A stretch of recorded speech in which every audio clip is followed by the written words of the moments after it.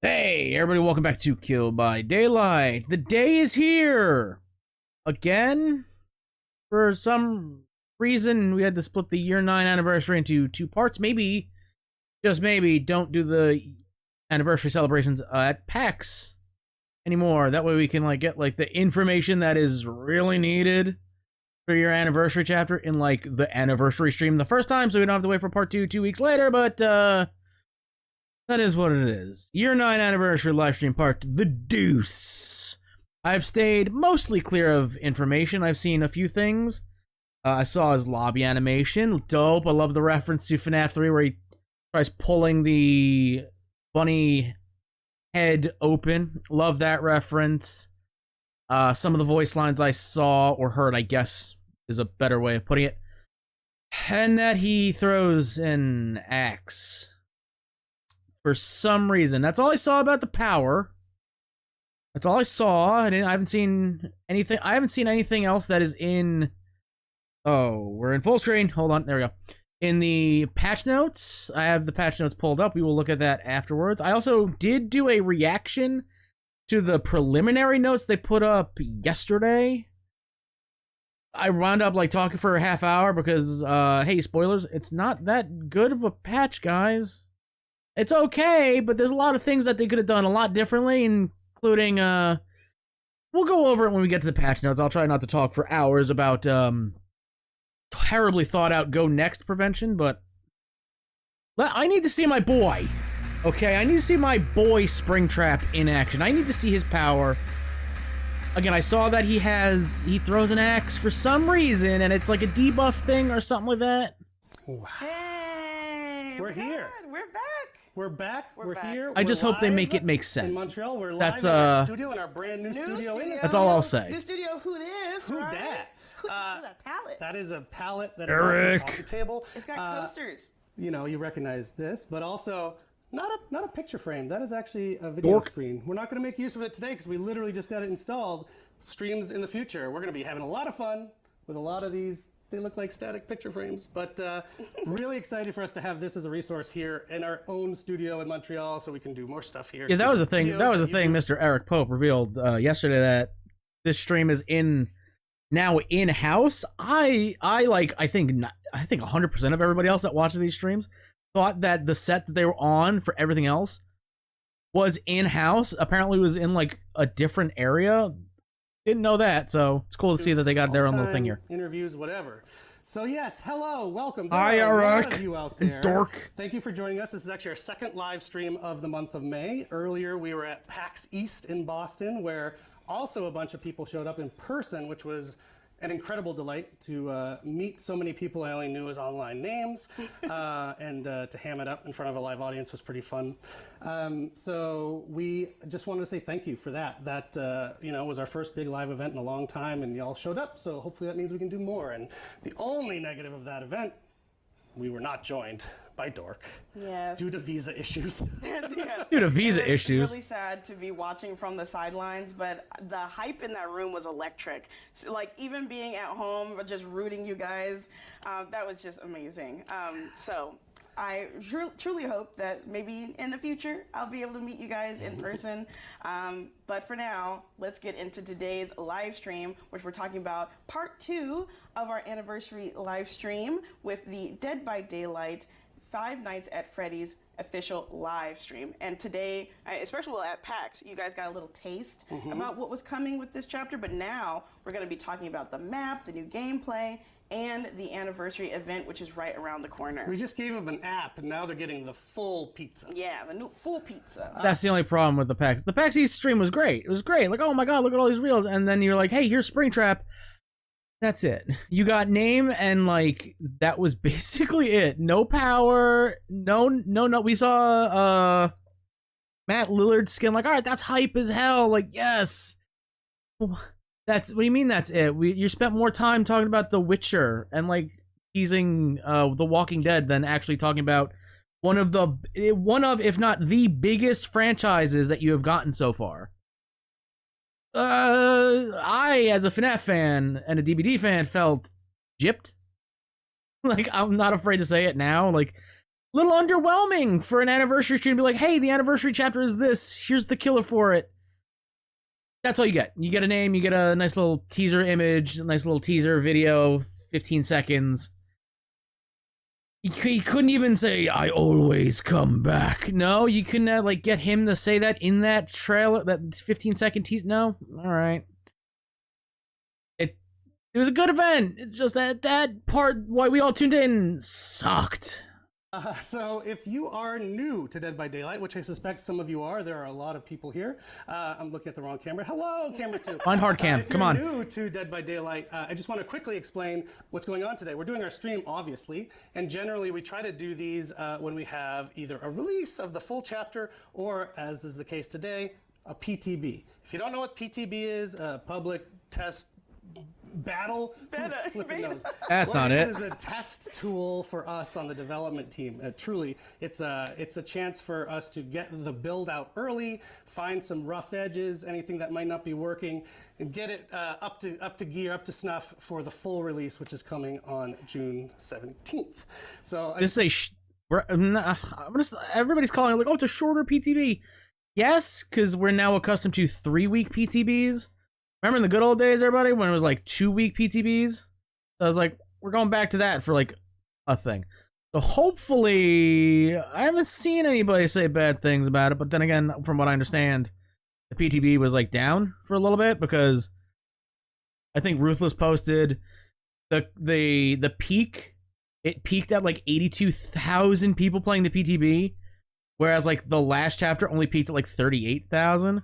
So yeah, hopefully everything is ironed out, right? That there's no real big fixes that they need to do, because it's only a week, but that's still an extra week you get to work on things, and hopefully like all right, we can't get it done for a full release, so we can hopefully work for a hot fix like 2 weeks later, right? Just wanted to set the stage for that type of stuff. You didn't know what PTB is, because we'll mention it a few times, but that is planned to go live as soon as we wrap up the show here today. Also, I love that now everybody who talks about this game has to explain what a PTB is, because a lot of new people are joining. Five Nights at Freddy's is our most requested chapter of all time. You have wanted this for a long time.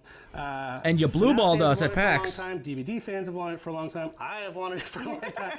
Now it's actually happening. So oh yeah, Eric, name every pepperoni slice. Coming in the show today. It's not a better... show. So, we're going to kick things off with a segment. The final Twisted Masquerade. Five Nights at Freddy's gameplay, playing as Springtrap. Creator Program Life Q&A upcoming the final Twisted Masquerade. Does that mean year 10 starts off a new anniversary event? Do they do a new anniversary event every like 5 years? Is that how that works? I don't know. And helping us out, we're gonna have Jason Guzzo back. Or is the game dying in year 10? Ugh, I've already seen that meme. Fuck off, tweet. Pizza map. Yes, and then next I'll be joined on the couch with Justin Banks, who's going to break down this year's anniversary event and show us everything's going to be happening for this last Twisted Masquerade.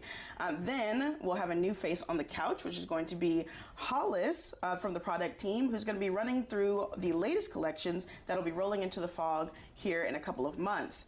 And then after that, Eric and I will be back on the couch to talk about the Dead by Daylight Creator Program, which I know a lot of our content creators out there are at the edge of their seats waiting to hear news about, so stay tuned. And we also have another thing to share with you that is new. Maybe you saw it in your news yesterday in the game. Little spoiler. We're going to be talking about the extremely cool new Dead by Daylight stats tracker that's coming up. Oh, word? We're going to be able to look at your in-game stats and progress as you play, which is really neat. Something I requested, I don't know, a year ago, something like that, where it's like, oh, in the stats page you could have like, instead of just like, oh, here's your level, here's your devotion, you have like a stat line. Hope it's in depth. Yes, that'd be really cool. I cannot wait to see how many times I've died. That one as well. That, well, obviously, wouldn't be a Dead by Daylight live stream without having some Twitch drops. And we're going to have 3 amazing Twitch drops for players to go ahead and redeem on Twitch. So make sure you're looking at the Twitch chat or looking at the QR code. Cake make sure you're linking that your are behavior account 9 year so that you're not missing it. It starts today up until June 10th, but maybe, Eric, you want to tell us what we're going to get? I do, although I don't know that it matches what's in the image. So we have 3 drops for you, but actually the first drop is a combo. You're going to get blood points as well as a smiling clown badge. Sorry, I don't. What I have written down versus what's in that image are not the same thing. So we're gonna learn together what we get. Smiling clown badge, 200,000 blood points bundled together. 200K is pretty good. A Clown Den banner for watching 3 hours, and a pin the tail on the Maurice charm for anyone who accumulates 6 hours of watch time. Oh, Maurice, how I miss thee. I miss him. He's gonna be in Assassin's Creed. At the map. I know. I hope he returns to us soon. Before we dive in, one last thing we did want to mention if you've been around for a few weeks. We're running a charity program at the moment, which I've been so psyched about, tied to Aurella's release, and it has already, well, it's finished, but it has over $200,000. Oh my God. That's incredible. That's before the multiplier that we're still calculating right now. So thank you to everyone who contributed to that charity. It's going to a really great cause, the Saint Justine Foundation here in Montreal, to help kids and their moms. So thank you. We'll announce the final number when we have it from the numbers people, but it is well over $200,000. So crazy. That's incredible. Okay. That's incredible. Without further ado, let's talk about Five Nights at Freddy's, playing a Springtrap, and bring out our dear friend Jay Guzzo, the killer's designer.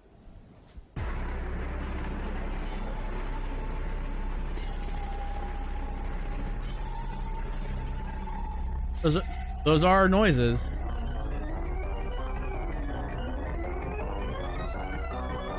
Oh, I'm sorry, what is that music?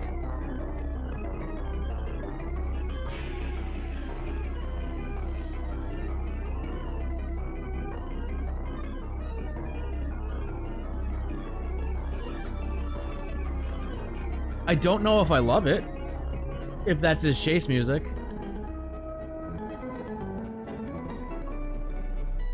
Or I guess his lobby theme, maybe?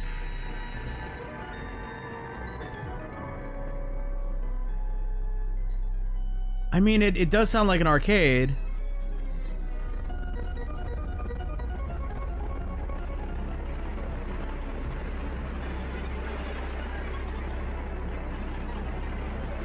No, I know. That's the segment.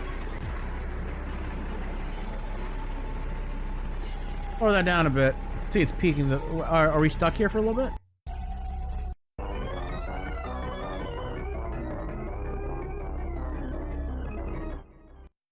Okay. Whoa! I was waiting for Jay to tell us when we're ready, but we're live! See, we told you it's live. You didn't believe us. Okay, so hi, Jay. The plush? So from the time that we announced that Five Nights at Freddy's was coming to Dead by Daylight, obviously the excitement has been off the charts for Five Nights at Freddy's fans, for DBD fans, for myself, maybe you, and you know, people are speculating. Who's the killer going to be? Are we going to get a map, et cetera, et cetera? We answered those things in a high-level way at PAX a few weeks ago. Indeed, we will have a killer, Springtrap. For the first time ever, you get to play as Springtrap instead of be terrorized by Springtrap. Well, if you're a survivor, you'll still be terrorized.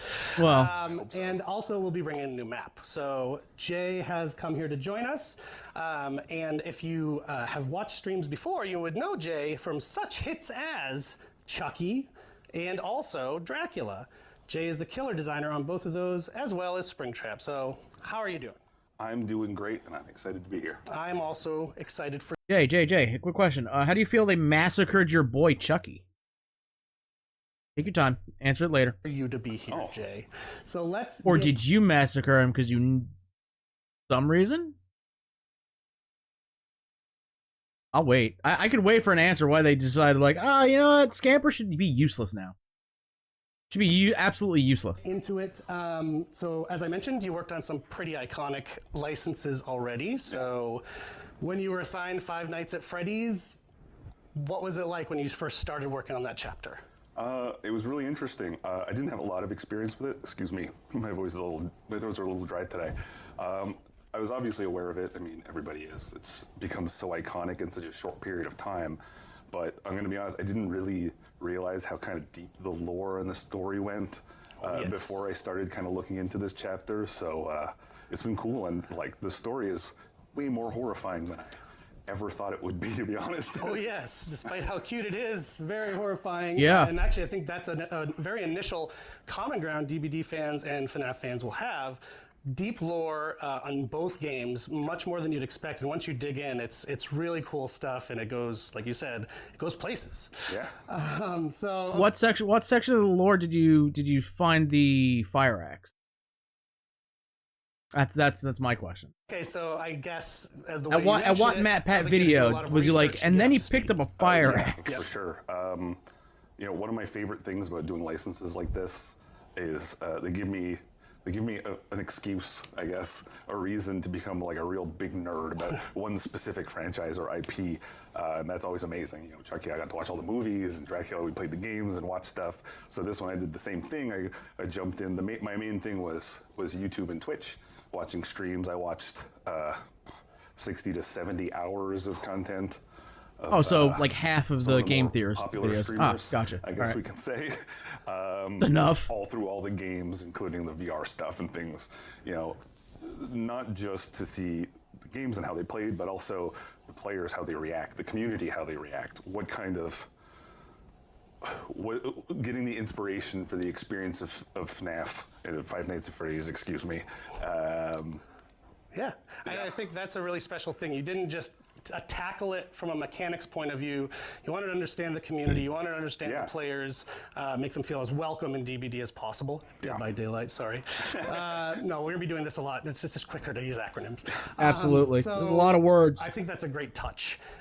So any surprises you found along the way as you were doing that? Yeah, I mean, this won't be a surprise to most people, but it was to me, was, like I said, just how passionate the community is. They're like you said, it's very similar to DBD in that respect of like very passionate fans and very passionate community. People who kind of, they watch the trailers and they watch gameplay and they pixel peep. Oh yeah. And they kind of start stringing things together, and I imagine there's at least a few Five Nights fans with like the boards with pictures and the string all over them. Yes. Shout out to John FNAF. Which, Jay, you're kind of famous for with Dracula. Hand drew some meme-worthy art, so maybe we'll have some more. Yeah. But yeah, they're probably picking apart our outfits as we speak. Like, what does it mean? What is it? I just wanted people to see my cool new mint-colored shoes. That's I cool. just wanted people to see. Don't know if I can show it. My daughter bought me Freddy Fazbear socks for Christmas. Got Freddy on the feet. Likewise, my son gave me his Freddy plush for good luck today. So we are loving it over here. So before we jump into the gameplay, why don't you tell us about how you started to approach the design of Springtrap? Yeah, it was a really interesting one because obviously, if you know both games, gameplay-wise, they're pretty diametrically opposed.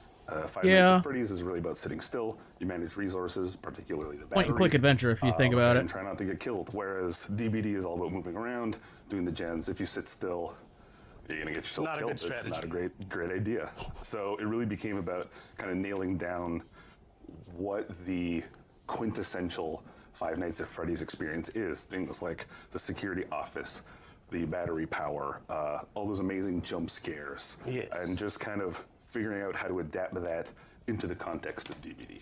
Perfect. So with that transition, let's get into Springtrap specifically and his gameplay. Yeah. So one of the goals for Springtrap was to figure out how to lean into those jump scares, which are kind of the thing about the Five Nights at Freddy's games, right? Without making him just a straight-up stealth killer, which was something we wanted to avoid. So I had this idea of doing something that we'd never really tried before, where we focus Springtrap lore-wise at least as a grab-based killer. Oh. Because we have grabs in DBD. Okay. They are inherently jump scares into themselves. It's right there. So we just kind of leaned into that and gave him more of those opportunities. There he is. One, love the design. Love it. Also, this is our first time seeing the kitchen, it looks like ever in FNAF. So he's a okay, walk me through this. He's not a stealth killer, but he is a grab-based killer, which is inherently stealth killer centric, right? Pig is very good at it. Wraith, not so much, because you go bing bong. That's not how that works. Pig, Ghost-faced, Spirit can do it. Spirit's not a stealth killer, obviously, but she has that way of doing things. Michael, tier 1 Michael can do it. So okay. He is right there on screen. There he is, yeah. I think we even have another one of him doing a little bit of a grab. Yeah. Yes. That's a reference. Yeah, and we gave him a pretty unique projectile, which is really cool. Why? So Springtrap has 2 weapons. Explain. To finally announced. I know the community have been talking about it. So he has a large pizza knife as his main weapon. A pizza knife? A heavy fire axe. Why? As his power. Ooh, the Why? fire axe. Why? So let's talk about the axe. Yeah, please. How do you use the axe? How's it different from projectiles that other characters in Dead by Daylight use? Yeah, so it's a very unique. It's not going to play like any other projectile killer that you've tried before.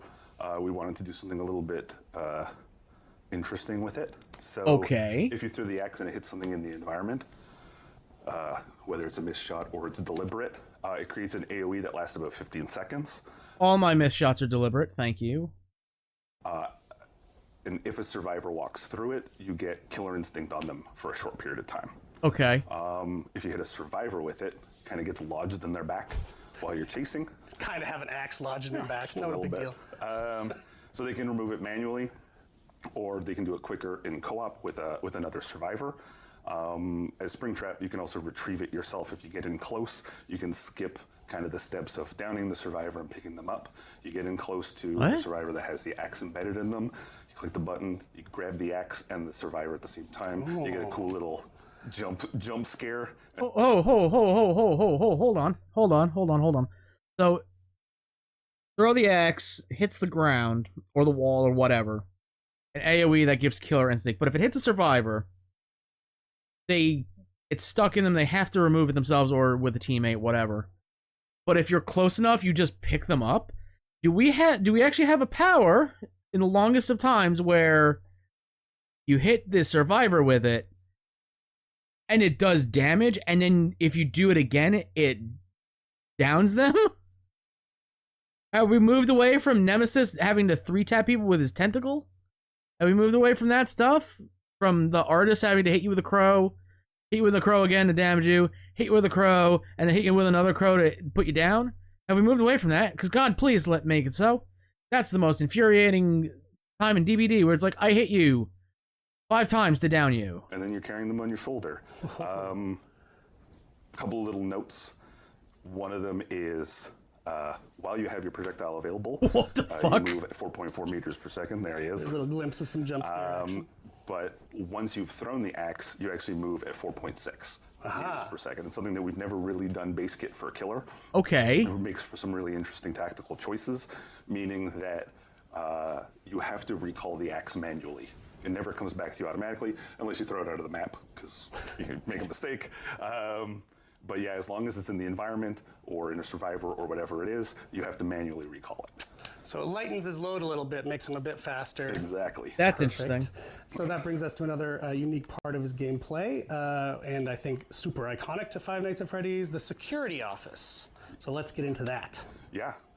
So it was really important for us to give the killer and the survivor a really kind of interesting shared experience in that space, which allowed us to also lean into the jump scares. And some of the ways we came up with was to introduce a security office, which is part of any trial that Springtrap is the killer. It's part of his power, but it acts as kind of a transitionary space. So we have 7 doors that appear randomly around the map at chest spawns, and these can be used by survivors or killers to teleport around the map. Yeah, there okay. could be a door. There it is. Be used by and survivors survivors. can also use them Interesting. for surveillance. So as a survivor, you interact with the door. It brings up the camera view. You'll get the kind of iconic map view in the bottom right of all the different cameras. On the bottom left, you'll see your battery power, which we'll talk about in a second. You can see what's going on in the other doors. You can switch between doors. If you see something that, if it looks safe on the other end, you press the button, your character goes into the security office, and then it's kind of like a hands-off, almost like a theme park experience where you see this first-person view going through the office, which is really cool. And one thing you mentioned, again, just in case we have new folks playing, regardless of what map you're playing on, this functionality, the security room will be there as long as Springtrap is the killer in the match. Yeah. Yeah, exactly. And as a survivor, if you happen to see Springtrap through a camera, if you train your camera on him for a few seconds, he'll be revealed for a little bit for the whole survivor team. And what about if, like, what if Springtrap goes in at the same time as a survivor goes in at a different door and they meet? Yeah, so since they can both use the doors in the security office, we wanted to make sure that there was an opportunity for that interaction. So if a survivor is moving through that space from one door to the other, and Springtrap, excuse me, chooses one of those two doors, whether the one they're coming from or the one they're going to, he'll interrupt them in the security office for a fun little surprise. Ooh. On June 17th, we have our highly anticipated Five Nights at Freddy's chapter releasing, and along with it, the Five Nights at Freddy's collection. Okay, now, tell me. Dave and Matt already revealed Show me, at PAX, please. but we got a few more to show off today that no one's seen quite yet. Okay. But in case you did miss PAX, first of all, what are you doing? Yeah, what are you doing? Second of all, you would have saw that we revealed our Yellow Rabbit legendary outfit for our new killer, Springtrap. This is an incredible outfit from the Five Nights at Freddy's movie that features the likeness of Matthew Lillard, who played William Afton on screen not him. before There the he is. Springlock accident that really turns him into Springtrap. Now, this outfit has original voiceover from Matthew Lillard that was recorded just for Dead by Daylight, as well as some special voiceover and animations in the lobby. Okay, I cannot wait to get my hands on that. But are there going to be other versions of Springtrap coming into the fog as well? There is. We also have a Glitch Trap, a legendary outfit for Springtrap. Now, Glitch Trap first Oh, appeared wow. in Five Nights at Freddy's Help Wanted and its sequel, Help Wanted 2, where Okay. he played a very crucial Looks role in good. the story. So it's amazing to have him as part of this collection. And as an added bonus, for both legendary outfits, when you unlock them, you'll receive a portrait badge of those characters as well. So Neat. a Glitch Trap portrait badge for Glitch Trap, and a Yellow Rabbit portrait with Matthew Lillard's likeness when you buy that as well. We also have two very rare outfits for Springtrap, which are both taken from Five Nights at Freddy's Special Delivery, the mobile Oh, okay. which are Clown Springtrap Why? and Fox Why? Springtrap. Now, Clown Springtrap is Oh. pulled pretty much straight from the game, looking just like fans will remember him, but we put our own twist on Toxic Springtrap to really make him our own. But that's Oh, wow. Wow, all right, you made the Yellow Rabbit purple guy. All right, that, I really dig that. The clown. But why him? Why?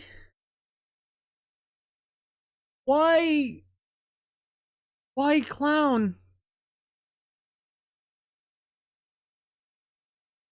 Okay, that game like has like what 1,000 different versions of every character. It's just clown, like the hair, the makeup. I know it's from Special Delivery. Is that that's not it? The ARG one, the mobile game. Okay, I don't. Okay. Toxic Springtrap. Now, Clown This is incredible. Springtrap is pulled pretty much straight from the game, looking just like fans will remember him, but we put our own twist on Toxic Springtrap to really make him our own. But that's not all. For the survivors out there who want to show their love for FNAF, there will be Freddy Fazbear's t-shirts available for all original survivors. Oh, you can neat. buy them individually or bundled together at a discount. What about these 4 characters? Do they get skins? They get skins?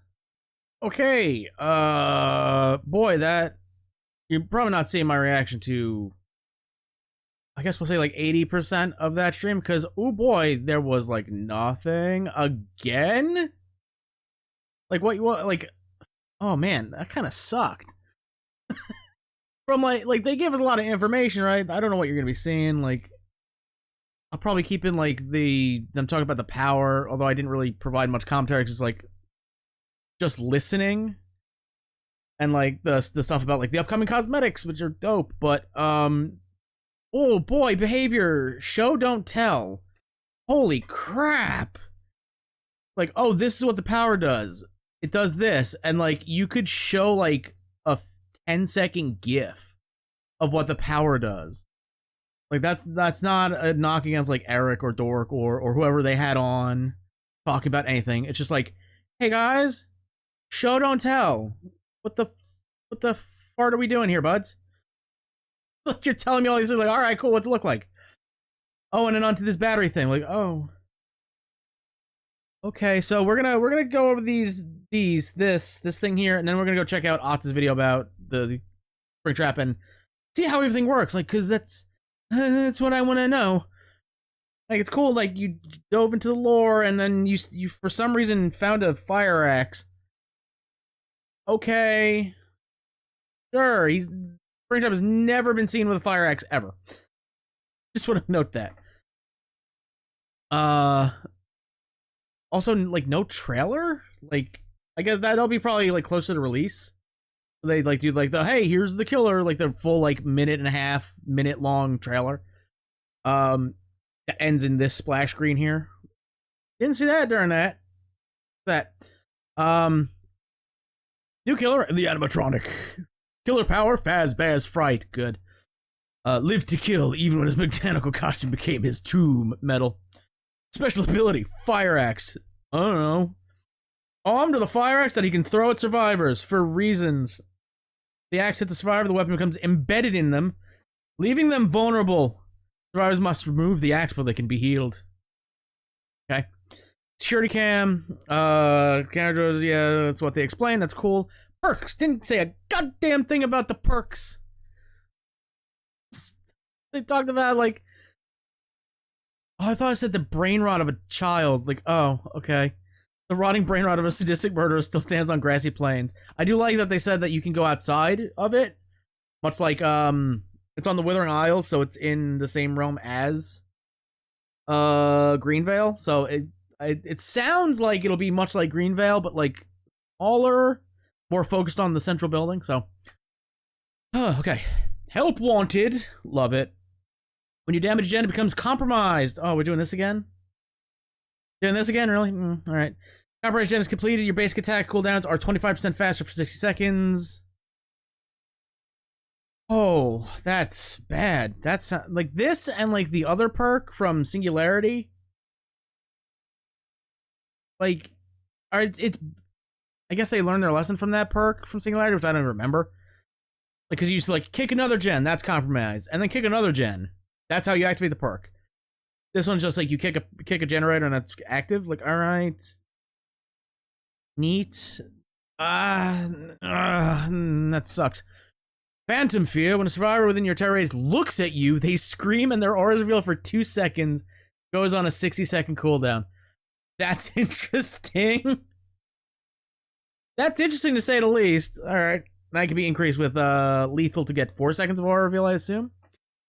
When they're in your terror radius and they look at you, they scream. Okay. That sounds neat. That sounds neat. Haywire. Exit gate switches with at least 50% progress regress at a rate of 50% of gate opening speed. While they are regressing, survivors see the exit gate light flicker randomly. That's really interesting. That's an endgame perk, obviously. Switches with at least 50% progress regress at a rate of 50% of the gate opening speed. So they can't, like, start working on it, hear you coming, and then hide in, like, a locker or a bush, and then go back to it. Okay, that's interesting. This is his most interesting perk. This one seems pretty good, and this one's just ass. Just from looking at them, just from description. Quality of life improvements. This is fine. The FK Crow system update, that's fine. After 90 seconds, survivor reaches 3 crows and loud noise trigger. Okay. That's just like the intervals of when the crows start happening. That's cool. This is great. They showed that in the GIF. Like, that's pretty good. Remove the following pop-up across all other Good. Dog woke up from a dream, shook her head. Remove the following pop-up for all characters that have been shown for the first time. The Blood Web introductory pop-up, the Unpredictability pop-up, and Perk Slot unlocks. You're not going to see it because it's a 30-minute video that's getting tacked onto this one. Nope. Anything to make it more streamlined and quicker, in and out, quicker from the Blood Web? Fine. Perfect. This is a great update. Disconnection penalties are now based on your last 20 matches played. Okay. Each disconnect is set in this set of 20 matches counts as a disconnected penalty point. Disconnection penalty points decrease as you play matches without disconnecting. Previous decayed at a rate of 1 point per day. Are now based on your last 20 matches. Each disconnect in this set of 20 matches counts as a decent penalty point. Disconnection penalty points decrease as you play matches without disconnecting. Okay. Okay, that's fine, I guess. You want to tell me what happens when we, like, I'm assuming each penalty point is more time added. Okay, that's whatever. Gamma setting. Upon launch, new gamma setting calibration pop-up will be presented to new players. To all players, sorry. This visual setting, it can be accessed at any time in the menu. I brought it up before, and like when they announced it. It's a very slippery slope. You gotta be careful, because you don't want to give people an advantage if they crank that shit like they do in the future. You don't want to do that, so you gotta kind of like touch and go, balance it. Have a good medium, right? This not gonna work. Sorry, not sorry. Added a system to detect detect survivors who intentionally die early in the match. When the survivor is determined to be doing this, they receive a disconnection penalty point and lose 1 full grade. Note this is disabled during the PTB. Who gives a shit? You lose 1 full grade. Oh no! Anyway, grades are useless and have been useless since you introduced them. That's just that's the cold hard truth, man. The attempt hook ability. Oh, I hit my mic. The attempt on hook ability is now only available in the following circumstances. Two survivors remain in the trial. A survivor's luck is increased with an offering. They equip slipper meat or up the anti-perk. You know, the worst offering to run, or the 2 worst perks in the game that you could run. Good job, guys. What about deliverance? I'm assuming that would still work, right? I don't know. This is just, it's a bad thing. When more than 2 survivors remain, they may struggle while on hook, but with no chance of escape or penalty for failure. Letting two struggle skill checks pass without any input will no longer instantly kill you. We'll talk about that in a moment. The abandoned score event, given the survivors who teammate disconnects, now granted to a survivor gives up via the system. Increase the total points to 2,000, was 600. So, letting 2 struggle skill checks pass without any input will no longer instantly kill you. Okay, we've all been there where it's like, you're on hook 1 time and you get off, and then this, like, the killer just, like, guns for you, and they put you on hook, so you go, alright, whatever, fuck it. You put your controller down, hands off keyboard, whatever. We've all been there.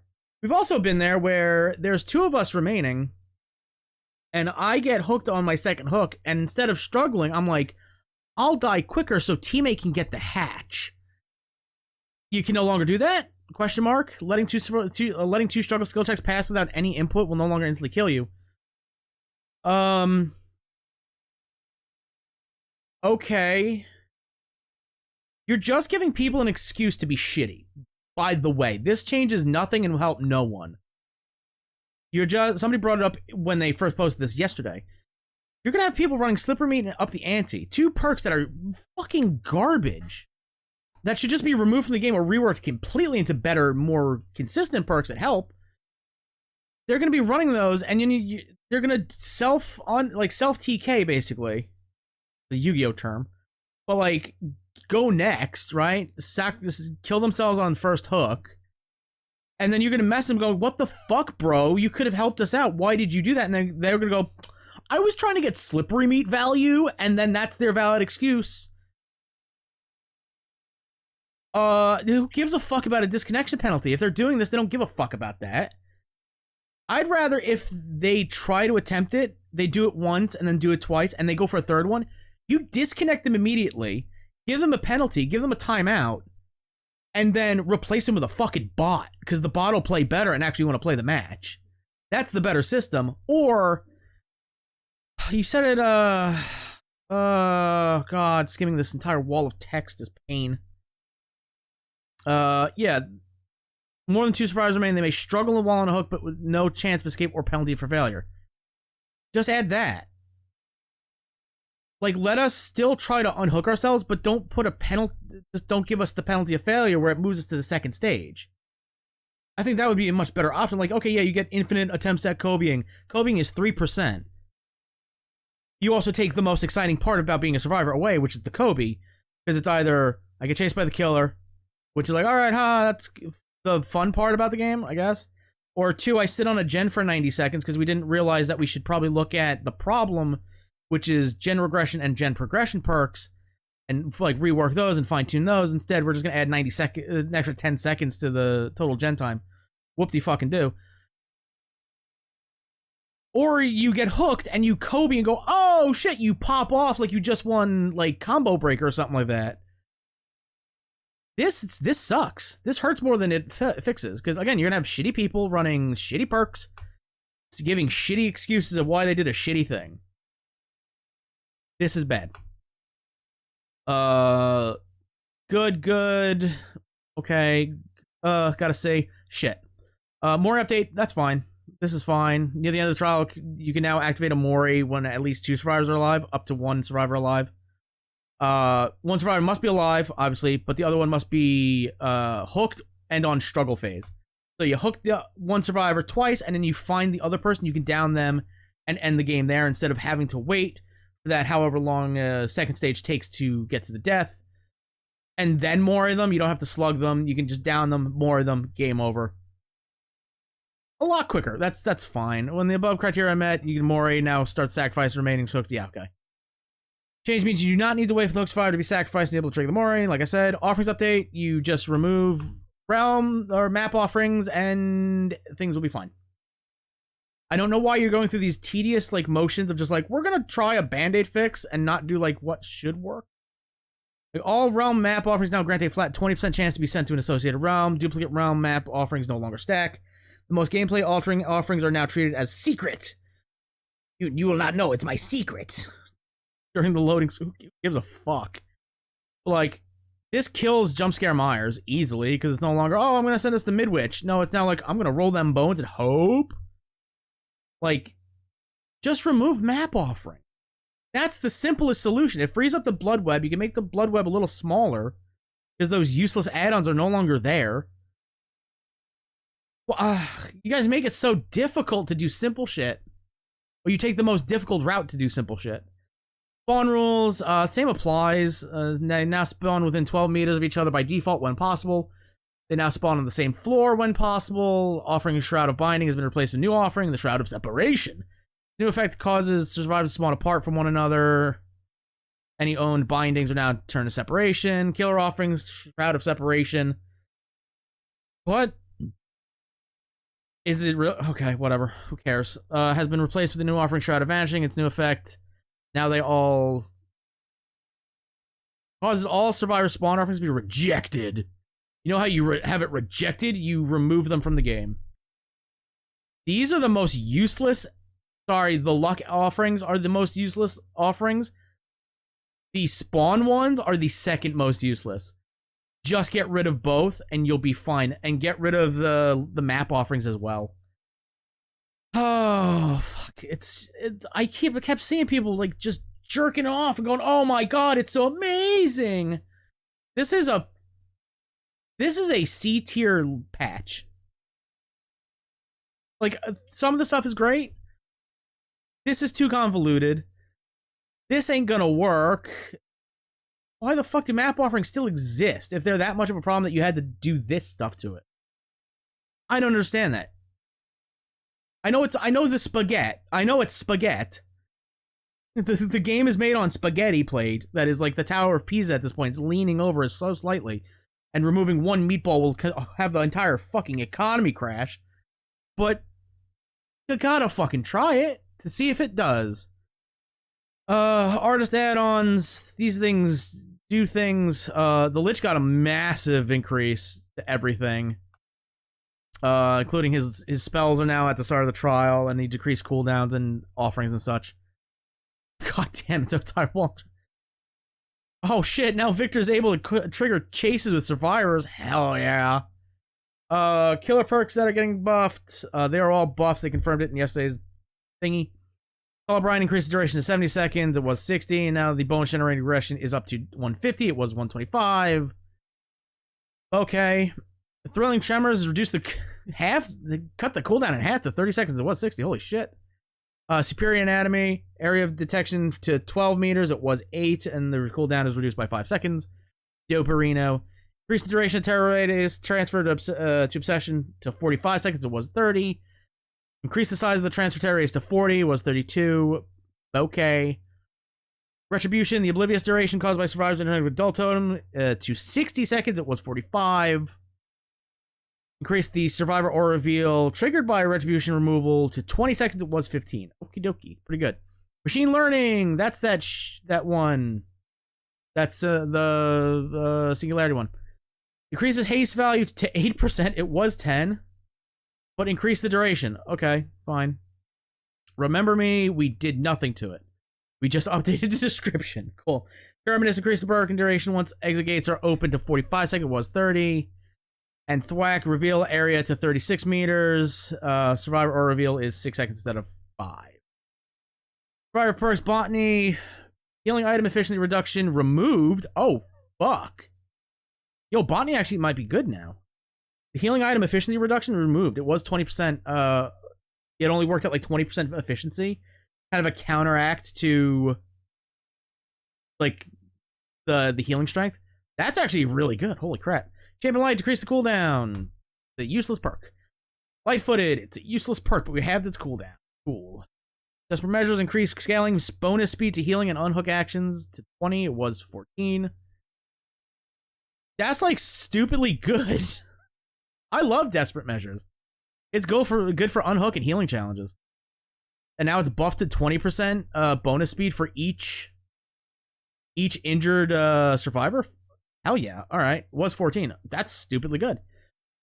Exaltation increased the item recharge amount by sending the killer over the pallet to 75. It was 25. Yeah, that's kind of ass. Decrease cooldown to 20. Okay. That perk was kind of ass because it was like, oh, you stun them and you get like a quarter of the item back. Now it's 75. It's actually pretty okay, I guess. Counterforce, increased totems, cleansing speed to 25 was 20. Increased the furthest totem aura reveal duration to 14 was 4. What the fuck? That's actually crazy good. I'm like, as I'm reading these, I'm remembering what the perk is because there's so many perks to remember. This is the Claire one, right? You cleanse the totem and then it reveals the totem that's the farthest away from you. Yeah, 4 seconds was not enough because you have to spin your camera, do a 360, and hope to get a glimmer of a chance to see that pink aura. So that's pretty good. 14 seconds is a lot of time. Increased stackable totem cleansing speed to 25 was 20. Okay. Empathic connection. Injured survivors can now see the aura of the survivors with empathic connection anywhere. That's dope. That's cool. Updated healing speed bonus to other survivors to 35. It was 30 across all tiers. Dope. Empathic connection is really good. Now it's even better. That's dope. Desperate measures that you can build like a pretty decent healing build and plus botany. That's pretty good. That's pretty good. Emblems, remove them. There, I've made your change for you. Map showcase mode, and then bug fixes. Dracula's also banned from collision. That's dope. Can I actually see the gameplay of the character I wanted to fucking see today? Hot damn. We just went over the perks. We don't need to do that again. Where is he? We're gonna go straight and see what it's all about and showcase it to you all. Okay, we're gonna be listening to the menu music as we prepare the match. There is a new map based on Freddy Fazbear's Pizzeria. And we're gonna select it. We haven't seen this map yet. We have had a very brief look at the power. Here's it again. Very brief. Yeah. I love the design. That was kind of also one of my big worries. Like, all right, what design are they gonna go with? Like, he's had, like, OG Springtrap is great. The one in Help Wanted is great. And then you got, like, fucking Scrap Trap. Why does he exist, Scott? So I'm like, alright. What are we gonna go with, right? Do we just do, like, the one in the books, or... There are questions. There are questions. Let's spend 5 minutes. Oh my god, you can spin him? Is that the first killer in a while that you can just, like, spin? Okay. Looks incredible. And he roars? Is a really cool starting animation. Okay. I know so little about the lore, so don't ask me any questions, but this killer is very interesting. Let's spend a minute just looking at the map a little bit, see what it's like. This is looks decently sized. same realm as the Grimville Square, and the outside is very, very similar, and I see it has some of the same palettes and stuff. And it has well, a it's gonna, yeah, it's incredibly similar. shack, which is a recurring place in many of the maps, but let's see the It interesting. looks like it's a decently sized map. Doesn't look. It's hard to tell with all the fog that they have on this goddamn map, this realm. But it doesn't look as big as Greenville, or it might be similar sized. Although, the hell's that? The first map of the Withering Isles, the Hattie map. That map is decently sized as well. Shall we? Let's have a Maybe look it's like a inside real medium-sized quick, map. And I'm going to explain this killer and how he works really, really quickly. I would like that. That's his attack animation. Pretty good. Oh, if you see this little tape means there's a window here. Okay. Again, I love that everybody who like streams this game and makes videos of games, like, I have to explain things because there's now a giant influx of people watching these to get like a feel of it. Alright. Foxy plush. There's apparently a lot of Easter eggs and stuff, but I don't Yeah, there's some stuff that might fuck up lore. think we'll find them so good. That's what I've seen. Pixel posted like, "Hey, I found a thing. It's a calendar that says January 1972, and the 17th is like circled or something like that." So like, Secret of the Mimic that isn't out yet takes place in like 1979, I believe. The Missing Children's incident takes place in 1983. 1983? Or was that The Bite? I think that's the same year. Never mind. Then you have that, and then 85 Quickly. Wow. is something as well. This is my perk, Phantom Fear, which makes survivors revealed. Oh wow. Oh wow. What's that? What's that guy with the yellow cap also in the game? Oh, he's playing Five Nights at Freddy, guys, with the security thing. That's really cute. Okay. Yo, stop it. You're fired.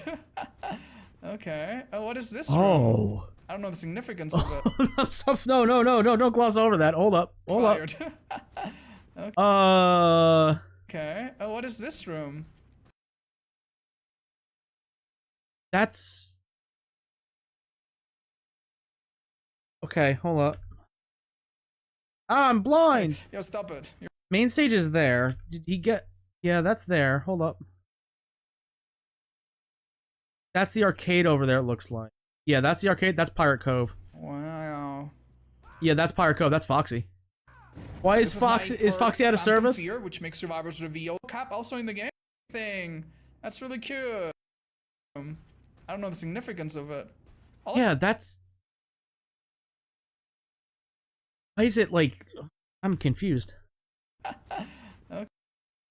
Like it's covered with a sheet. What It is has the this Foxy room? plush on top. I don't know This is Pirate Cove. The the bloodstains. significance of it. All I don't know is that understand. there's like a really messed up experiment room. Oh, here it is. Oh, damn. This Hate it is when that the happens to parts me. and service. Wow. And the back door and the backstage. Just And I behind bet the there's stage. A lot to discover here, but it's about time. That's gonna be most of like day one of just be in a bot match wandering around. Hope the bots don't do gens. The little The arcade. Whoa, hold up. Oh, hots. Goddamn, dude. here, but I it's should be. I shouted him out before. I should be watching John FNAF play this fucking game. about time. Oh, He'd be fucking the freaking the fuck out. Skull Mission, Bunny, or whatever. little Claw machines. arcade. Ooh, Popcorn, I wouldn't eat that claws popcorn. everywhere. Oh, okay. Mr. Guard, can we drop this pallet? Because I'm sure something funny will happen. I was gonna say it's probably the same as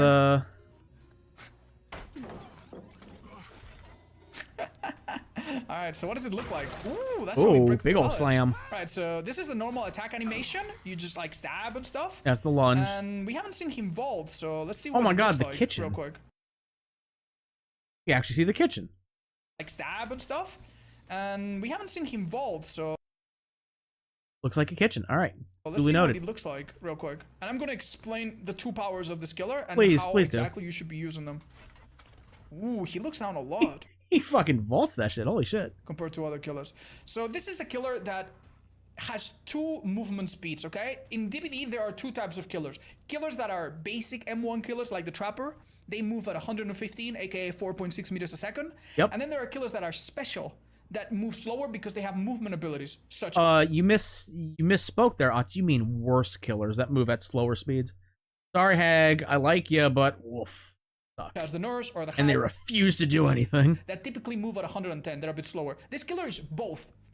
So when you're chasing survivors like this, you're actually a little bit slower. What you want to do is use your fire axe. This fire axe is a throwable item, like that, and it's very... That's a fucking arc and a half. Holy bananas, Batman. Fire axe. This fire axe is a throwable item. He's aiming up here. He throws it and then it Like that. lands there. He's aiming at that. Wow, that's an arc and a half. And it's very, very similar to Hunters. You don't need to reload from a locker, but after a few seconds, you will be able to pull it back at you, like so. And it can actually damage and injure survivors. Now, if we could find our little guard... I want to see we this are gonna animation. Oh, there he is. We're going to try to damage him. That's actually a pretty good perk. If they're just like barely in your terror radius and they look at you, Now, if we could find our little guard, we are going to try... like they just there and he they're is. revealed. We're going to try to damage him. Like so. Pretty cool. Oh, he's broken. Oh, interesting. And I could throw it I get right. Oh, they can't heal until it's removed. again after I retrieve it and damage him and down him again. But obviously, we're not gonna do that. One thing that you can do as well is if you get really close to a survivor with an axe, you can straight up pull it out of them. But we might need our Does this friend to down? heal. Do you have any methods of healing? Okay, Well. he has blood to us. So we're gonna let him heal. But yeah, if you miss a survivor, you hear the killer instinct. In this little radius, you hear a killer instinct to let you know that you missed by a little bit and to maybe find a survivor hiding behind something. Let's see his break animation. That's a hefty Love that. kick. That That's an has Isaac Clarke activated kick. my bottom perk, which I think is called Help Wanted. This perk, if that gen is completed, will make me recover very fast after hitting an attack. I will recover very quickly. Very similar to the old Save the Best for Last. So that's pretty cool. The final perk, Haywire, is a little bit more boring. Here's all the perks again if you guys want to have a quick look. It just makes the exit gets regress. I think it's pretty boring on its own, very bad. But I am afraid that it actually might be really, really strong in some crazy endgame builds on certain killers. It depends on where these spawn. Like that spawning next to a generator, that's pretty good. So, like if yeah. it spawns like xenomorph tunnels next to generators, stuff like that. Now, Great. let's move away from the axe part of his power. Let's reclaim it and talk about the camera part of his power, which is really, really exciting. Next to each generator, all 7 of them, there are security gates. And this killer can enter them and then choose another one of the gates to come out of. Now, I want to go back to main, so I think this is the closest one. Let's choose number 2. I press left control and I go through the security room. Oh, and come wow. out on number 2. And now I'm back in the main building. That's And fucking if this gen cool. pops, now my perk is active. And if I hit a survivor... Oh, this also activates the animatronics. That's amazing. If I hit a survivor, I will have a shorter recovery. Oh. That was a lousy job you did there, dude. Sorry, he doesn't take criticism well. And then the confetti. really That's cool. Now, amazing. one thing that you can do with the axe, by the way, Yes, please show. if a survivor doesn't make enough distance and you catch up to them, can you run away? Yeah. Let's say what happens if I catch up to him. I can just grab it and immediately put him in the dying state. Oh, wow. Normally, when you down a survivor, you need to pick them up from the ground. This immediately puts them on your back, and now I would be able to hook him and presumably kill him, but we're not gonna do that.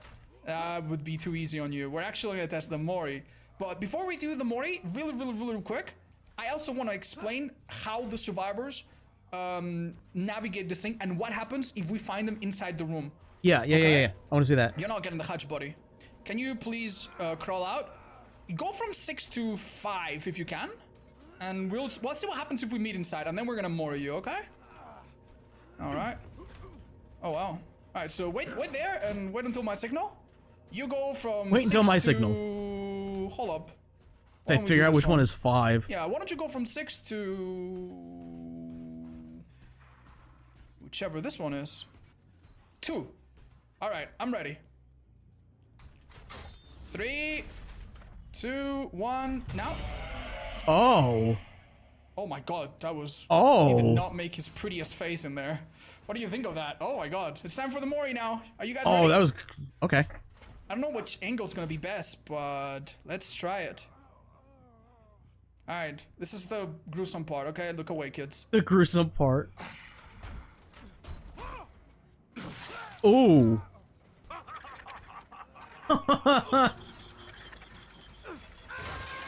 Oh, wow. Oh, Jesus. And then he just no. screams at you. Oh. Show it again? You guys want to see it one more time? We can see it in the menu again. That was pretty gruesome, actually. Oh, no. Yeah, Connection if we lost. go on the store, you can very easily check it out by clicking here.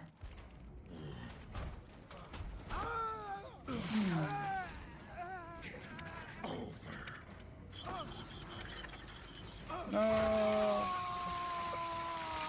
He seems so happy. That is actually really good. I really like it. That's good. It got frozen. How about now? Did you get to see it? Oh no, we missed the teleport grab. Oh, I'm sorry, guys. I'll check if the recording is all good. We can try it one more time though. Don't worry. You know what? How about we see it from the survivor point of view? Let's do that. Let's do the same thing, but this time we play as a survivor and see what happens. Okay? Okay, this time we're gonna see what it's like to play against this killer as a survivor, and we're gonna find one of the gates as soon as we can and interact with them. Now, survivors have a bit more to do in the special gates, because they can... Oh, that's his perk. Uh-oh. We're gonna see what... No, don't do it! Don't do it, Mr. Rabbit! Oh my god, that's horrible. Let's remove the axe. Oh. I think the lobby crashed, guys. Yeah. That seemed like a common Let's thing. try that again. Okay, we're back after a little crash. Okay, so these little cameras you can Oh, he's got the actually add-ons use. too. Oh, fuck. Ot's the goat. She For a teleported reason. somewhere. Can I use it now? Or is there a cooldown on it? There you go. Monitor cameras. Oh, wow. It's really useful. Wow. Oh, and you can look around. However, there's a battery and you can run out of the battery. Whoa. Oh, that's really scary. So if you do this, you actually reveal him to everybody else. That took a But long as you can time. see, he That was one of my concerns. Actually, hearing them be like, "Oh, you gotta." They look at you for a little bit of time. That was actually a long time. Like he's here. Like, all right, 11:03. Oh, that's really scary. So if you do this, you 4 seconds almost. actually reveal him 4 to or 5 everybody seconds. else. Okay, But as you can it's see, not he can instant. That was my disable concern. The cameras by hitting them with his axe, which is something that you might want to occasionally do if you want to stay in one area and you don't want to be basically revealed if they look at you. And survivors also need to be careful, and they manage a camera battery, which is shared among everyone. So, Mr. Killer, could you please go to That was door actually number kind of 2, terrifying. and we'll go through it at the same time? I'm gonna go from 7 to 2, okay? Let's see if you can grab me and we can see what it looks like. Because we haven't seen that yet. Oh, battery low. Uh-oh. We need to wait for it to come back. We've been playing too much on our Nintendo. That My is pretty cool, yeah. Nintendo Oh, dog. Good. Woke up again. Is it? it's back up. Okay, I'm going to number 2. Access security door. Okay, go. Oh wow. Safe? Is it safe? Oh wow. Oh my god, so that's what it looks like from the survivor point of view. That's very similar to the killer POV. That's incredible. I love it. I love it. Wow. What I want to know is if there is a sound that he makes when he enters a door, like globally. That's one, and 2, if like when he goes through a door, like that's near you, does it make a sound? Is there an audio cue? What I would like to know. That's so cool. You want to do a little chase, maybe? Yeah, maybe we can have our friend Grin heal us, and we can show what it looks like when we get grabbed from the survivor point of view, which seems really cool. Oh, okay. Calm down. What do you think of the Terror Radius? That's pretty sick. I think the grab attack bypasses all forms of endurance. Yeah, it's a grab. Okay, let's see. Let's get hit by the axe, maybe? I'll make it easy. Oh. Okay, no Yeah, worries. that's You gonna can be a pick it skill up in shot few you have to hit. seconds. Don't just injure Very me similar with the to axe. I want Huntress. to see the whole process from the survivor point of view. Okay. Ooh, you got a speed boost. Oh, you become oblivious when hit by the axe. And you obviously can't heal, so you need to remove it. Apparently, a friend can help you. Oh my god. You don't become oblivious because I still hear his What terror happens? Let's say radius. he catches up to us. What happens? Oh, I removed it. No. Too bad. Okay, you can just down. Oh, it does down. Okay. I like to see what it looks like. Oh. Nice save from our friend. Excellent. We're gonna ask her to heal us again and show that. Wait, no, why don't you do it on her? Yeah, why don't you do it on her? That way we can see it. Right, so you need to really keep your distance because if he catches up with the axe, he does this. Wow, you just see And you everything. cannot That's blind him or anything doing incredible. that, so that's really cool. Wow. Oh, that's so cool. Chat, what do we check next? Oh, there's one thing I want to show you that's really funny. Hold up. All right, let's check some more stuff from the killer point of view. Oh, so that disables the, yeah, it makes it not usable. So say I want to I'm assuming you just have to hit the door, right? Yeah, and I don't want them to see me, I could do this for a while and then get it back. I'm assuming you just have to hit the door, not hit the what is it called again? Help wanted? hit the This perk entire makes like you recover camera. faster after a jump pops. So let's check it out. Ooh, that's really fast. It's Damn. It's like old Citadel it's trash. It's trash That's tier. super cool. Oh, we got stunned. Not in front of Who did Foxy. that? Alright, I'm sorry. There's a vault by that. Who did that? That's a vault. It's a little disgusting. Alright, could I This check killer's what gotta it go looks all the way like when around I it. grab someone from a locker? That would be cool, right? Yeah, you want to patch him up? Alright, let's see what the animation's like. That's gonna be cool. Alright, let's see.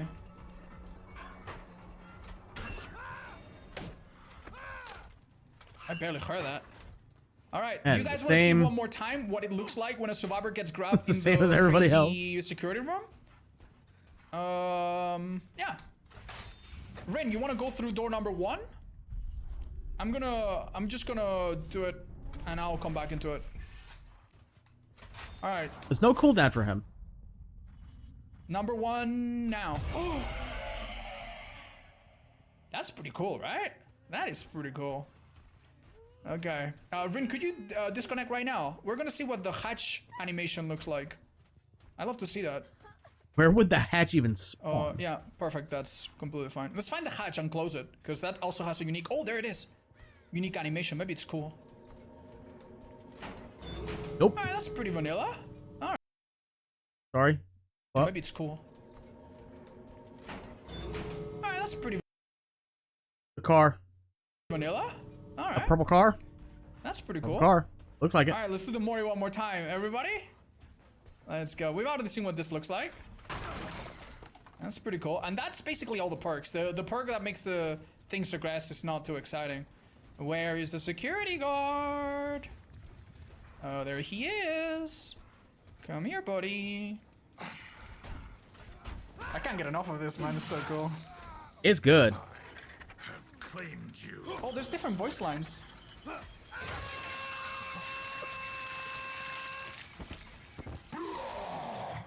That is scary, man. Alright, you guys ready to see his skins? We have some of them already available. Oh? Let's go check them out. We can see them in normally game. the PTB, Hold there's not skins. When this comes out on June 17th, there will be a bunch of them on release. But normally they're not available. But you can do a little trick. If you go on filters and unclick available, we can see the bloody ones. Oh. So. Okay, that's Oh, not wow. super different. Yeah, I mean, Prestige is a bit boring. Basically, if you level up this character a bunch of times, you get the bloody one. All right, that's neat. That's not too bad. That looks Are you pretty guys good. ready to see the add-ons? Now that we understand how the power Got works me a a little bit better. little excited there. I thought we were We gonna can see have a like look at the add-ons. the ones they showed So off. basically, the higher rarity, the more special they are. Let's start with the Oh, lower please rarity. don't suck. Please don't suck. Duration of killer instinct. So we have rotten pizza. Browns Increase are the always duration of killer instinct garbage. from the axe by 50%. Mostly. This makes you detect them for longer. Not super important. In my opinion, the detection is probably the weakest part of this killer's power. Decreases the minimum time required to retrieve the axe embedded in the environment by 10%. That's really important because you need to wait quite a bit. And if you miss an axe, this makes you get it back faster. Probably a really good brown 10%, not a lot, but yeah. Then, while winding up the axe throw, see a preview of the starting trajectory. This helps you a little bit to see it visually. Many other killers have something like this. Probably a training wheel add-on. Yeah, definitely. If you want to, you can put a little dot on your screen or use a program, and you probably don't need that. That's not gonna. Increases the Oh, time. so it's not gonna help. It's got a fucking arc to it. It's not a huntress axe.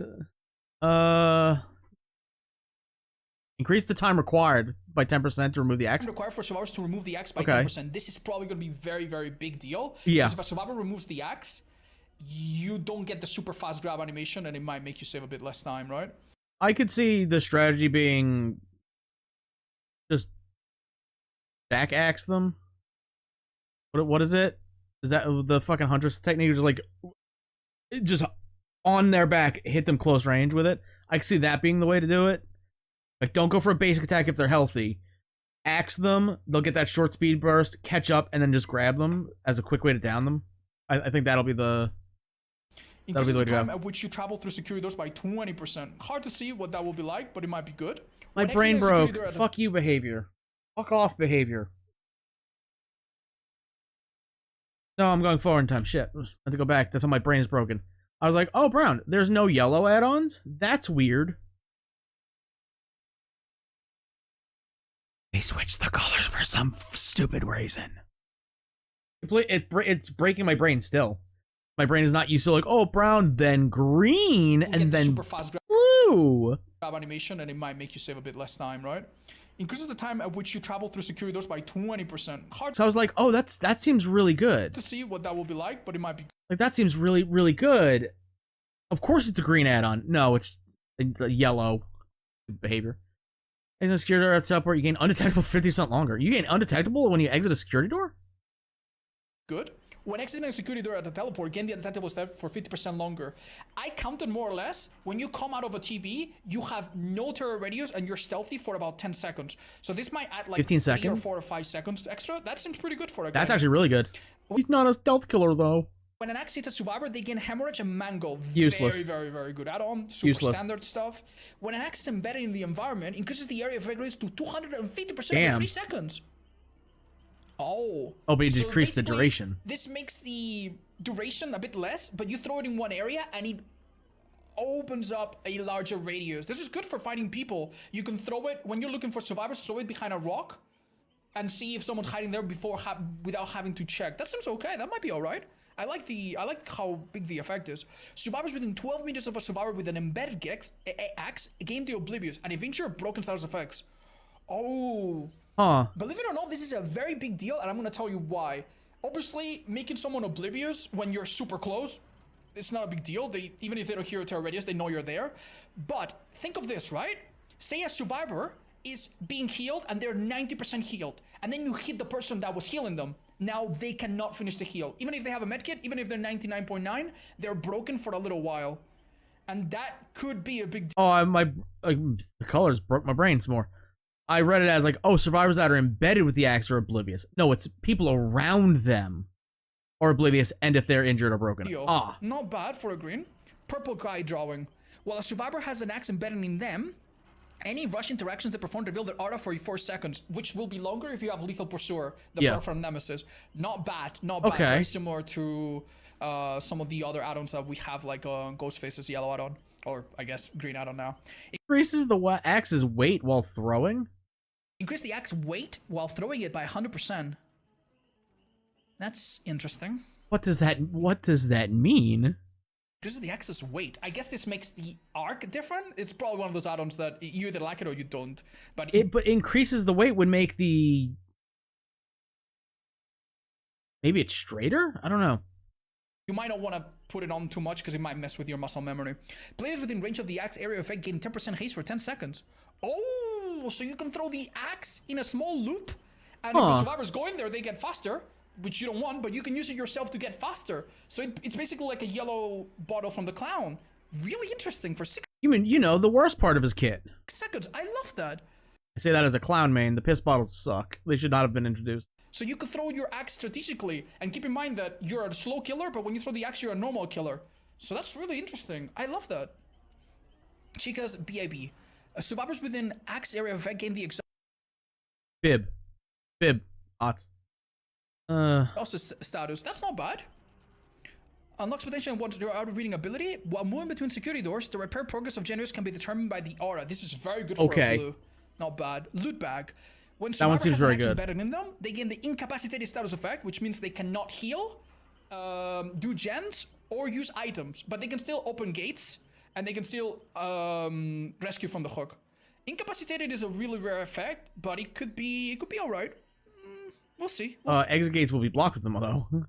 They had to add that because, like he said, that's incapacitated. See, exit gates will be blocked for them. That's a big deal, though. Yeah. They will need to get help from a friend to remove the axe, or else you can catch him in the endgame. So this is more of an endgame kind of thing. Interesting. Endo CPU. While within the axis area of effect, pallets and breakable doors or generators will break 25% faster. Interesting. Wow. So it's like a mini brutal strength. Celebrate poster. After an axe is embedded in a survivor, both you and that survivor gain 20% has and vault 20% faster. Oh my god. Fucking why does it have to affect the survivor? So it makes them faster or makes you faster. This is really unique design. Wow, they really...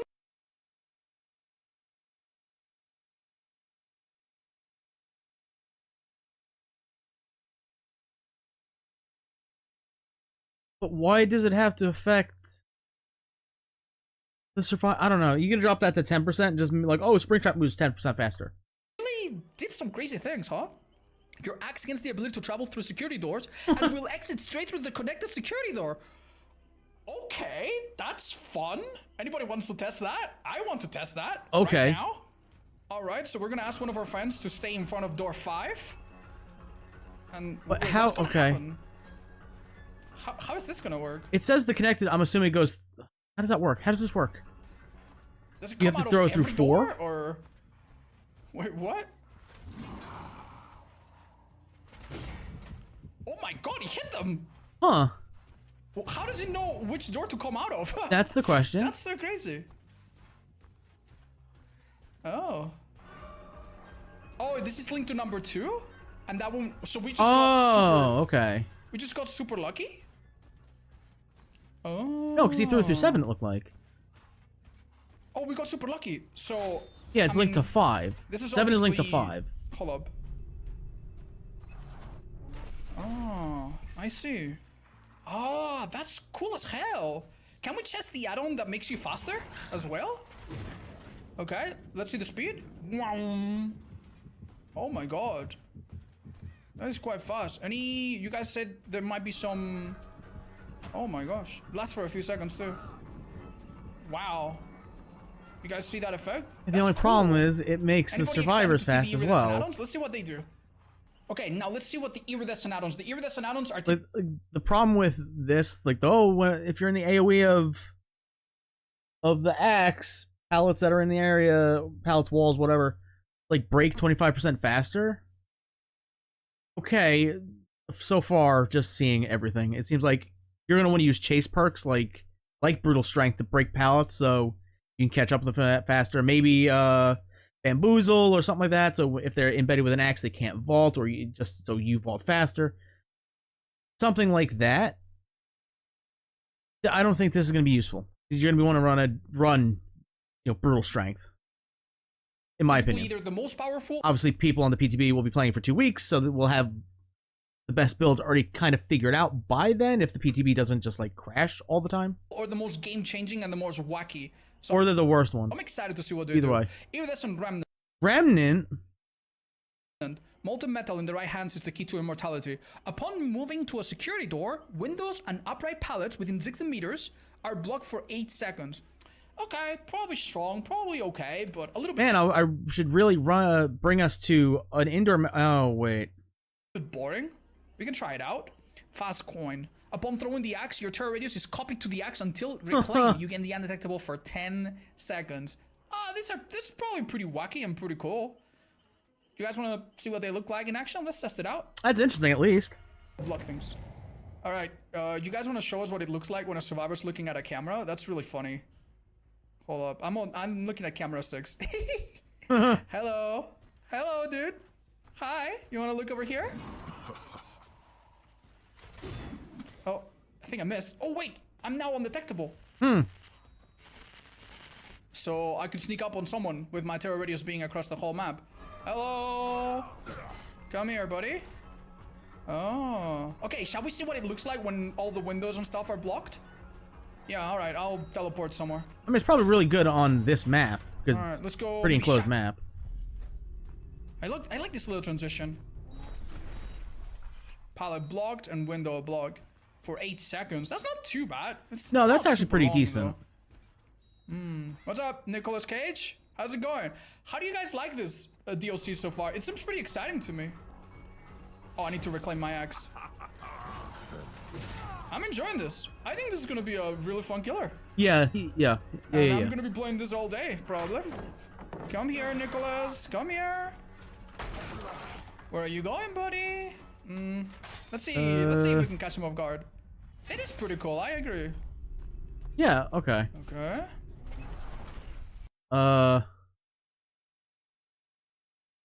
What is up, YouTube? Spooky. We'll have this playing in the background while I get my thoughts. Okay, so seeing all the leaks for what, 4 months, 3 months, something like that. Like, oh, he throws an axe and he'll be able to recall it when it's and he'll be able to grab a survivor. Like, oh, he sounds like he's gonna be Junker Queen for some reason. That's kind of what I thought about all the leaks, because nobody really knew what was really true or what. Like, right, they're cutting down on leaks and like busting leaks, so it's like, all right, things are up in the air. So I was just like, sounds like he was gonna be Junker Queen. That was my biggest fear, right? I like Junker Queen in Overwatch. Oh god, I forgot Spooky's a fucking Huntress main. He should excel at this killer. Holy shit. Like, just hearing that, like, he's gonna have a fire axe. Again, nowhere in the lore does Springtrap or William Afton ever pick up a fire axe. Yes, as boring as it is, because every killer does this, his go-to weapon of choice is a knife. Right? That's the common thing. Like, oh, it's killer with knife. So hearing that he has a fire axe, it's like, why does he have a fire axe? That's weird. All right. But now seeing this and seeing stuff like that and seeing like how his ability works, you throw it, it's an AoE on the ground, it reveals people. Okay, that's pretty neat. Being able to hit them in the back with it, like give them a back shot and then catch up with them and then immediately grab the axe out of their back and put them on your shoulder as well. Like he's a hyper mobile Dredge kind of, when Dredge grabs you out of a locker, right? He looks really good.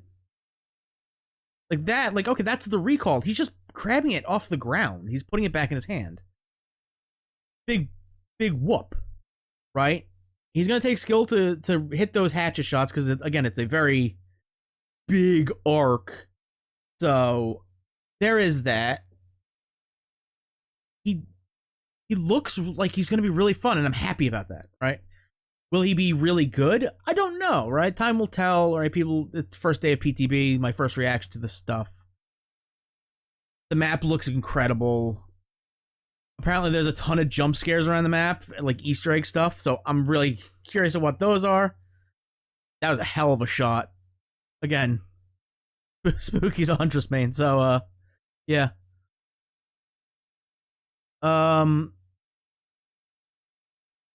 Yeah. I wish, like, his add-ons gave him the speed boost. Dope shot. Gave him the speed boost and not the survivors. Like, okay, 20%, that's a lot for both parties to be having. Maybe... No, because it wouldn't be more, because he's 4.4 when he throws an axe, or he doesn't have the axe, he's 4.6. So it's not like, oh, he goes from like 4.6 to 4.8 without the axe, and then you get 20% more. So you get a speed boost. Like your speed boost both players get is equal. I kind of wish that you could drop it down to like 5, maybe even like, oh, but just for him, right?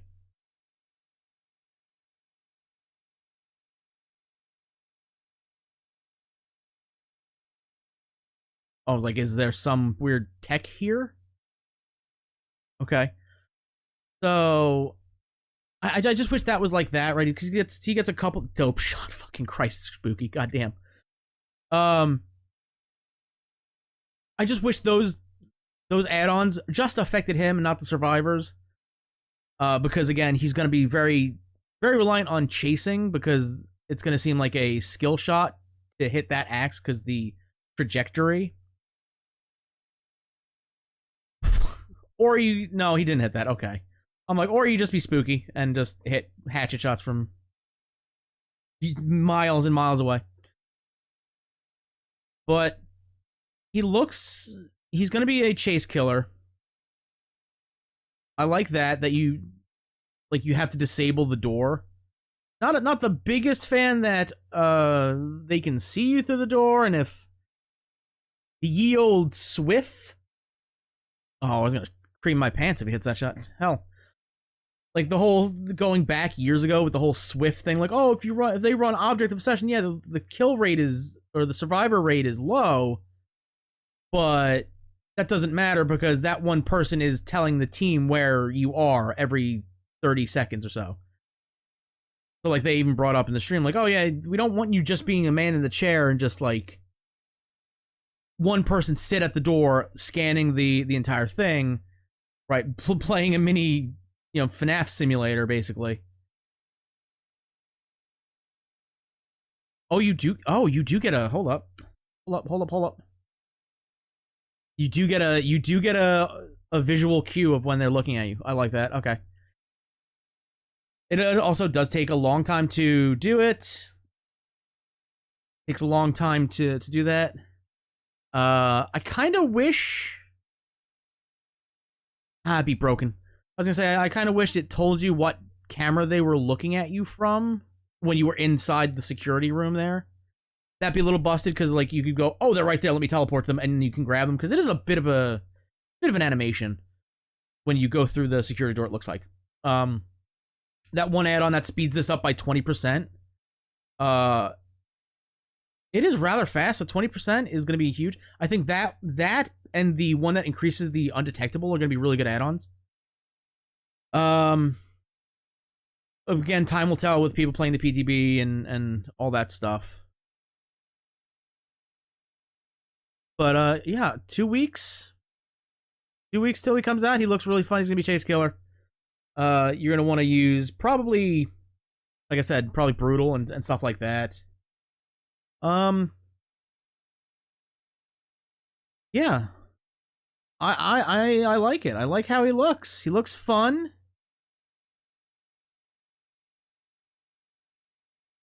Yeah, he looks fun. He looks really fun. And that was my biggest concern. I'm like, oh, he's gonna suck. It's like, I've said for the longest time, like, yeah, Jason Voorhees comes to the game. He could be the worst fucking killer ever. I'll still main him because he's my favorite horror franchise character. That would go the same for Springtrap because I love the franchise. But to see, like, he doesn't suck. He's actually fun, right? And there's a difference between, like, oh, they suck and being fun, right? Like, even if, like, they're oh, in front of the band. Hold up, let me record my title card real quick. Hold up. And we get him with the happy face. Hold on. There it is. There's a title card. Roar! And then he screams at you for some reason. Okay.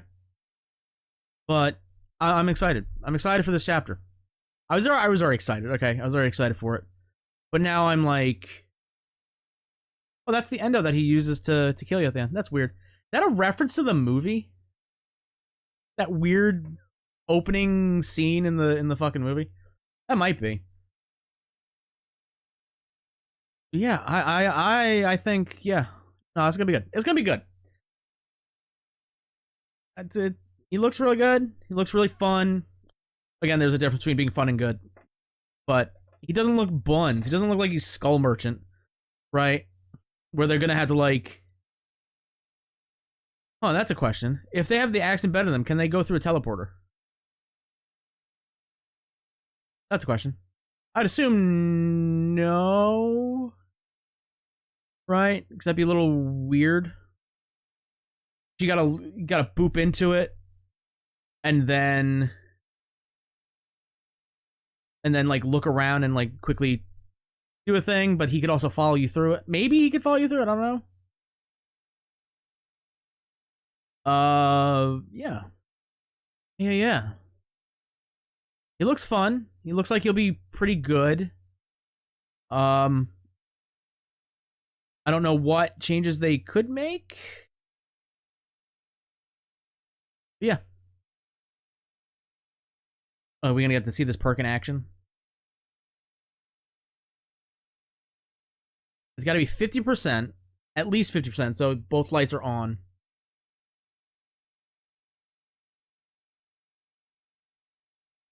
Oh wow. Okay. That's not very long. that went down at a decent clip.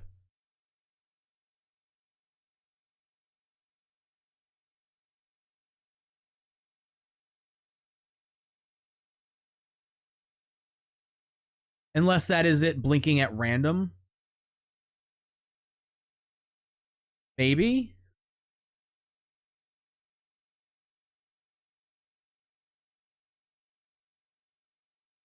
I don't know. I really like this. He loves screaming at people, man. I really dig that. I really dig this entire thing. How everything looks, how everything plays, looks how it plays. Yeah. I'm happy with everything, how everything turned out. Because again, I was like, hearing everything sounds like Junker Queen for some reason. I don't know if Scott would have really like approved of that or stuff like that. So yeah, I'm happy with how he looks. He looks good. It's gonna be hell editing this video because 90% of that live stream was a dud. And nothing to do with anybody on it, but like you could have given me something to look at instead of show, don't tell. Or you should have shown and not just told me what everything does, because I would like examples and stuff like that. But that's what we got from them. Part 2 to the part 1 letdown. Yay! But I guess they make up for it because how he looks and how he plays. So I'm happy with that. I'm happy with the skins. Hopefully he comes with more day one. Because again, in my wishlist video, I said like he should come with like at least the core 4: Bonnie, Chica, Freddy, Foxy. He should at least come with those. And I know people are wishlisting like, oh, Foxy as a Blight skin. Like I don't think Scott Cawthon would want his IPs on some other IPs, right? Even if they're behavior original characters. I don't think he would want that, but maybe they work something out. I don't know. But for now, I want to thank you all for watching. If you, I don't know, enjoyed me rambling for God knows how long, hook the like button, more subscribe button, bing bong that bell, and until next time, I will see you in the fog. Good luck.